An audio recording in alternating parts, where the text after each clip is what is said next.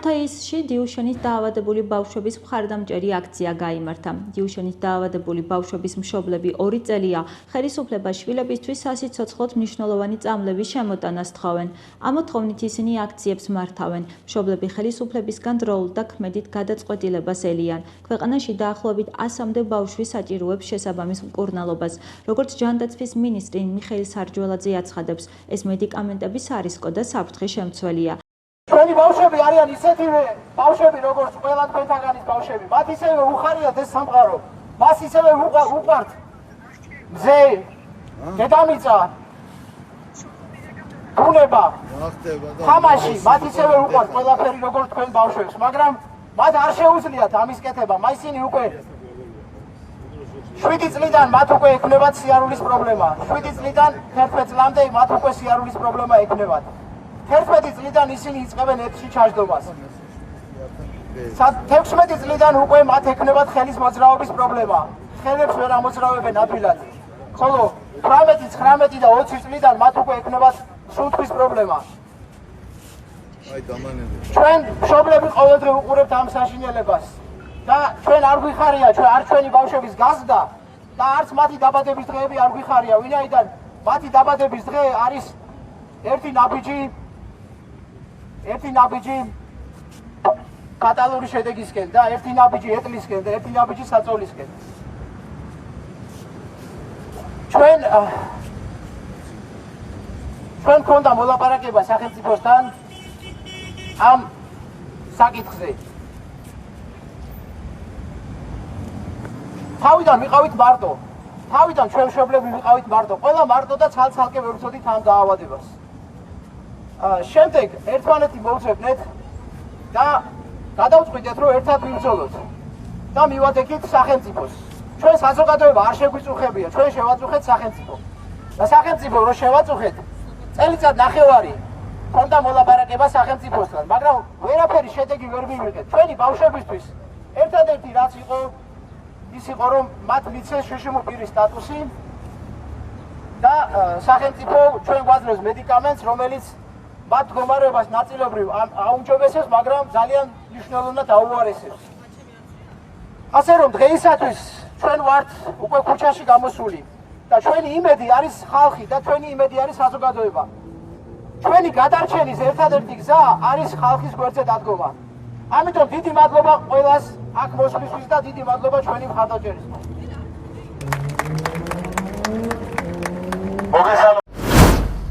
საქართველოს ჯანდაცვის სამინისტროს ინფორმაციით, ჯანდაცვის უწყება აგრძელებს მუშაობას, რომ ნერვკუნთოვანი დაავადებების მქონე ბავშვებთან ერთად კვლევითი სტაციონალური და ამბულატორიული მომსახურებები სახელმწიფო დაფინანსებით ზრდასრულმა პაციენტებმაც მიიღონ. როგორც სარჯველაძემ აღნიშნა, სპინალურ კუნთოვანი ატროფიის, დიუშენისა და ბეკერის კუნთოვანი დისტროფიის მკურნალობის ერთ-ერთი მნიშვნელოვანი კომპონენტი მათი მიმდინარეობის მონიტორინგია. მისივე თქმით, სიახლის ამოქმედებით ბენეფიციარებს შესაძლებლობა იქნებათ მიიღონ საჭირო სერვისების ფართო სპექტრი, რაც მათი ჯანმრთელობის მდგომარეობის მართვის პროცესს უფრო ეფექტურს გახდის. მნიშვნელოვანია ჯანდაცვის სამინისტროს მიერ მიღებული გადაწყვეტილება, რომელიც ითვალისწინებს როგორც ამბულატორიულ, ისე სტაციონარულ და ასევე კვლევის ნაწილში ნერვკუნთოვანი დაავადების მქონე პაციენტების დაფინანსებას. ასევე ამ შედეგების ერთად თავმოყრას, რაც კიდევ უფრო ეფექტურს გახდის ამ დაავადების მართვას, როგორც ბავშვებში, ასევე უფროსებში ამ დაავადების მართვისათვის მნიშვნელოვანია ყველა ეს კომპონენტი. ნევროლოგიური მომსახურება უნდა გაუწიოთ მათ, კარდიოლოგიური მომსახურება, ორთოპედის მომსახურება, მზად უნდა იყოს ყოველთვის რეანიმაცია მათ დასახმარებლად. ყოველივე ამის მიწოდება შესაძლებელია მოხდეს ჩვენს მიერ და ეს იქნება ალბათ ძალიან დიდი შვება, როდესაც რამდენიმე ცენტში ან თუნდაც 1 ცენტში ყოველგვარი მომსახურება მოხდება. ჩვენ გახლავართ მოზრდილთა დაწესებულება, სადაც შეგვიძლია მივიღოთ ყველა სიმძიმის პაციენტი 15+1 დღიდან. აღნიშნულიდან გამომდინარე, კლინიკა სრულად არის აღჭურვილი მასთან დაკავშირებით, რომ ჩატარდეს როგორც პრევენციული, ასევე ის სამკურნალო ღონისძიებები, რომელიც პროტოკოლით არის გაწერილი.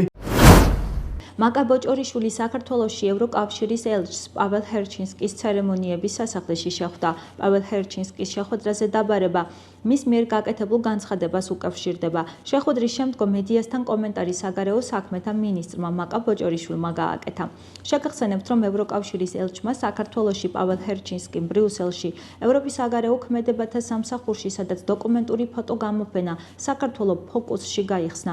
აღნიშნა, რომ საქართველოს სწორ ტრაექტორიაზე აღარ იმყოფება. საქართველოს გზასაყარზე დგას.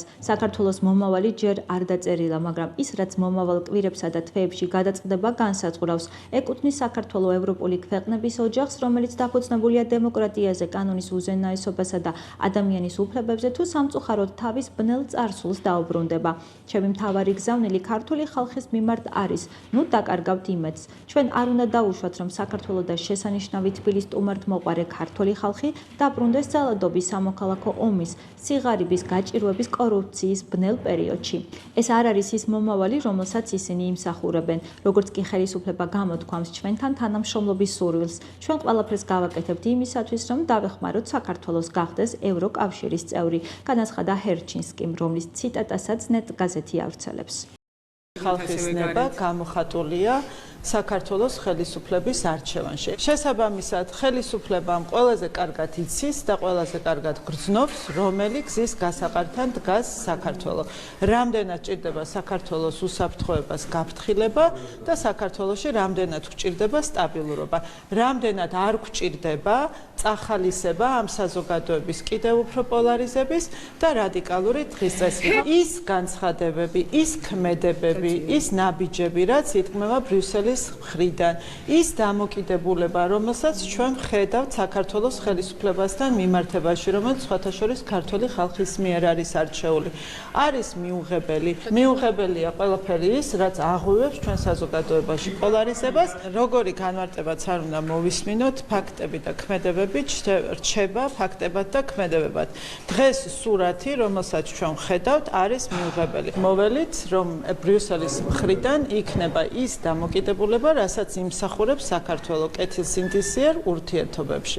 ის არის შეურაცხმყოფელი განცხადება და რასაც რა თქმა უნდა ქართული საზოგადოება ძალიან კარგად გებულობს, რომ ის თავის დროზე რუსეთის ეგზარხოსი რუსულად რო წევლიდა ქართველებს, ეხლა ეს ინგლისურად აყენებს შეურაცხყოფას. და განსხვავება არის ენებს შორის მარტო. მეგობრული განცხადება ჩვენ ძალიან კარგად ვიცით, როგორ კეთდება. მეგობრული განცხადება და მეგობრული გაზიარება მწუხარების იყო ამერიკის შეერთებული შტატების სახელმწიფო მდივნისგან პატრიარქის გარდაცვალებასთან დაკავშირებით. არ ვიცი, რამდენად მეგობრულად შეიძლება მივიჩნიოთ სამოქალაქო დაპირისპირების და იმ რაღაცა უბედურების წინასწარმეტყველება თუ სურვილი, რომელიც ბატონმა ელჩმა გამოთქვა. ყოველ შემთხვევაში, სწორედ სამოქალაქო დაპირისპირებას, სწორედ სიღატაკეს და ყველანაირ ნეგატიურ განვითარებას ნამდვილად აფინანსებდა ევროკავშირის სხვადასხვა ფონდები და ამიტომ თუ ამ წლების მანძილზე ჩვენ ამ ყველაფერს უმკლავდებოდით, ახლა განსაკუთრებით საინტერესოა რაიმე კონკრეტული გეგმა ხომ არა აქვთ იმისთვის, რომ ეს რაზეც ელჩმა ისაუბრა, ახალი დაფინანსების თუ ახალი შემოტევის ნაკადი და ტალღა. უკანონო მიგრაციის წინააღმდეგ ბრძოლის ფარგლებში შინაგან საქმეთა სამინისტროს მიგრაციის დეპარტამენტის თანამშრომლებმა ქვეყნის მასშტაბით სპეციალური საიმიგრაციო კონტროლის ღონისძიებები ჩაატარეს. კომპლექსური ღონისძიებების შედეგად დაკავებულია 55 უცხოელი არალეგალი, მათ შორის რუსეთის, უზბეკეთის, თურქეთის, ბელორუსის, ყირგიზეთის, აზერბაიჯანის, იორდანიის, კოტ-დიუარის, ბანგლადეშის, თურქმენეთისა და პაკისტანის მოქალაქეები. ინფორმაციას შინაგან საქმეთა სამინისტრო ავრცელებს. სპეციალური საიმიგრაციო კონტროლის ღონისძიებების ფარგლებში დეპარტამენტის თანამშრომლების მიერ გადამოწმდა კონკრეტული ლოკაციები და სხვადასხვა დანიშნულების ობიექტები, რაც მიზნად ისახავდა საქართველოში კანონიერი საფუძვლის გარეშე მყოფი უცხო ქვეყნის მოქალაქეთა გამოვლენის დადგენას, რომ დაკავებული პირები ქვეყანაში იმყოფებოდნენ უცხოელთა და მოქალაქეობის არ მქონე პირთა სამართლებრივი მდგომარეობის შესახებ საქართველოს კანონის დადგენილ მოთხოვნათა დარღვევით. ამჟამად დაკავებულები მოთავსებულები არიან მიგრაციის დეპარტამენტის დროებითი განთავსების ცენტრში. მიმდინარეობს შესაბამისი პროცედურები მათი ქვეყნიდან გაძევების მიზნით. საქართველოს შინაგან საქმეთა სამინისტროს სამეგრელოს ზემო სვანეთის პოლიციის დეპარტამენტის თანამშრომლებმა ჯგუფურად ჩადენილი ყაჩაღობისა და დანაშაულის შეუტყობინებლობის ბრალდებით წარსულში ნასამართლები ორი პირი 1985 წელს დაბადებული G.I. და 1992 წელს დაბადებული G.Z. დააკავეს. შინაგან საქმეთა სამინისტროს ცნობით გამოძიებით დადგინდა, რომ მიმდინარე წლის 25 აპრილს გვიან ღამით შეიარაღებული ბრალდებული თანამზრახველებთან ერთად ყაჩაღურად თავს დაესხა მარტვილის მუნიციპალიტეტის ერთ-ერთ სოფელში მცხოვრებ პირს. მას ცეცხლსასროლი იარაღის დემონსტრირებითა და სიცოცხლის მოსპობის მუქარით დიდი ოდენობით თანხა გასტაცეს და შემთხვევის ადგილიდან მიიმალნენ. გარემოს დაცვისა და სოფლის მეურნეობის სამინისტროს გარემოს დაცვითი ზედამხედველობის დეპარტამენტის თანამშრომლებმა 2026 წლის 1 იანვრიდან 31 მარტის ჩათვლით პერიოდში ნარჩენების მართვის კოდექსის დარღვევის 912 ფაქტი გამოავლინეს. ინფორმაციას გარემოს დაცვითი ზედამხედველობის დეპარტამენტი ავრცელებს. მათი ინფორმაციით სამართალ დარღვევებიდან 364 მუნიციპალური ნარჩენებით გარემოს დანაგვიანების ფაქტია.